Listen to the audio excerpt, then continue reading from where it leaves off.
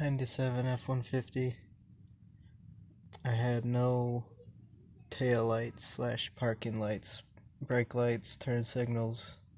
Those worked, but no rear tail lights. It was this junction, and where it splits off is another connection, and the very the pin in here is really corroded and gone. I think it broke off inside the other side, and it's really corroded there, and it was really dirty inside here. So, and I believe that's the power wire, brown wire.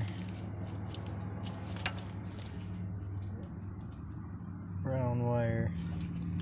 That's that one that gives power to the taillights. So that was the problem.